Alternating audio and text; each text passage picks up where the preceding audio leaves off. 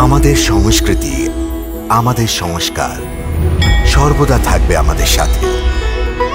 ভারতের মহান গ্রন্থ আর কাব্যের সম্পূর্ণ সংকলন। সাবস্ক্রাইব করুন তিলক। মহারাজ, উনি মথুরার প্রধান সেনাপতি মহারথী অক্রূর। সেনাপতি? বলি, মথুরা সেনাপতির কৌরব রাজসভায় আসার কি প্রয়োজন হতে পারে? হ্যাঁ বিদুর, শকুনির এই প্রশ্ন চিন্তা করার যোগ্য যে এক সেনাপতির এই প্রকার অকস্মাৎ আসার কি প্রয়োজন হতে পারে। মহারাজ, উনি এই সময় এক সেনাপতির ন্যায় নয়, বরং মথুরা নরেশের রাজদূত হয়ে কোনো সংবাদ আপনার কাছে পৌঁছতে এসেছেন। তাই ওকে সম্মানপূর্বক রাজসভায় ডাকা উচিত। এই তো শিষ্টাচার। মহামন্ত্রী বিদুর, সাধারণ অবস্থায় আপনার এই শিষ্টাচার উচিত হতে পারে, কিন্তু আপনি কেন ভুলে গেছেন যে এই সময় ইন্দ্রপ্রস্থ রাজ্যের পরিস্থিতি সাধারণ নয়। এখানকার রাজকুলে উত্থান পতন শুরু হয়েছে। মহারাজ পাণ্ডুর মৃত্যুর পরে ওর জ্যেষ্ঠ ভ্রাতা মহারাজ ধৃতরাষ্ট্র এখনো সিংহাসন অধিষ্ঠান করেছেন। বোধহয় এই কথা মথুরাবাসীদের মনোপুত হয়নি, কারণ মহারানী কুন্তির সঙ্গে তো যাদবদের আত্মীয়তা মহারাজ পাণ্ডুর সঙ্গে ছিল, মহারাজ পাণ্ডুর সঙ্গে।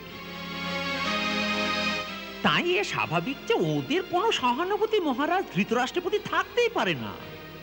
তাই আমার ধারণা যে ওরা চাইছে যে পাণ্ডুর জ্যেষ্ঠ পুত্রকে সিংহাসনে অধিষ্ঠান করানো যাক।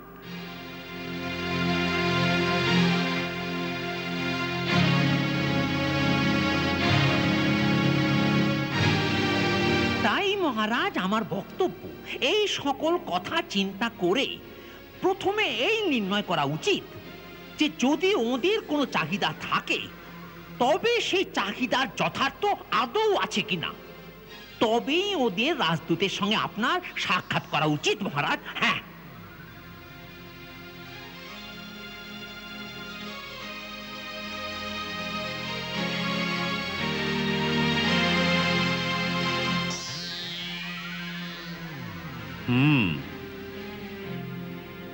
আমি কুমার শকুনির বক্তব্যে একমত।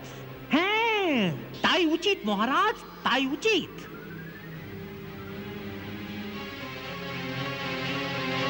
তারপর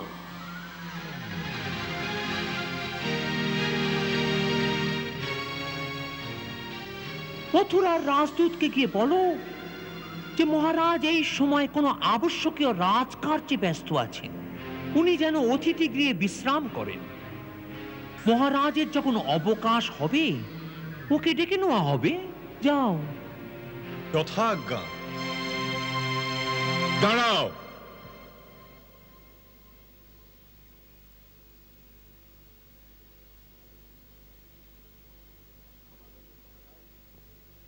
ক্ষমা করবেন মহারাজ, এই প্রকার সব বিষয়ে কুমার শকুনির কথায় একমত হয়ে আপনি খুব অনুচিত কাজ করছেন। আর রাজসভার নিজস্ব এক মর্যাদাও আছে। সেখানে সবার মাঝে রাজদূতদের এই প্রকার তিরস্কৃত করা হয় না, সে শত্রুর দ্বারা প্রেরিত হলেও। আপনার এই রাজসভায় গুরু দ্রোণাচার্য, মহাত্মা বিদুর আর গুরু কৃপাচার্যের ন্যায় সভাসদ উপস্থিত আছেন।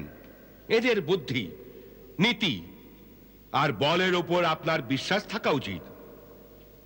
এরা আপনাকে সব পরিস্থিতিতে উচিত পরামর্শ দেবেন আর আপনাকে ধর্মের পথ দেখাবেন। এমন পরিস্থিতিতে আপনার কোনো রাজদূতের কাছে এই প্রকার ভয়ের আবশ্যকতা নেই। তাই আমার এই প্রার্থনা যে অক্রূর মহাশয়কে রাজসভায় আসার অনুমতি দেওয়া হোক। কিন্তু আর হ্যাঁ, যদি আবশ্যক হয় আর বিষয় খুবই গম্ভীর হয় তো ওকে এ বলা যেতে পারে যে বিচার বিমর্শ করার পরে ওর সঙ্গে বার্তালাপ করব।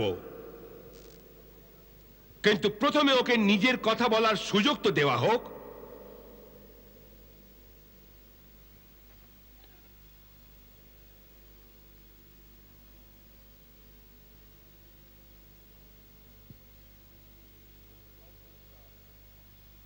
উত্তম প্রস্তাব।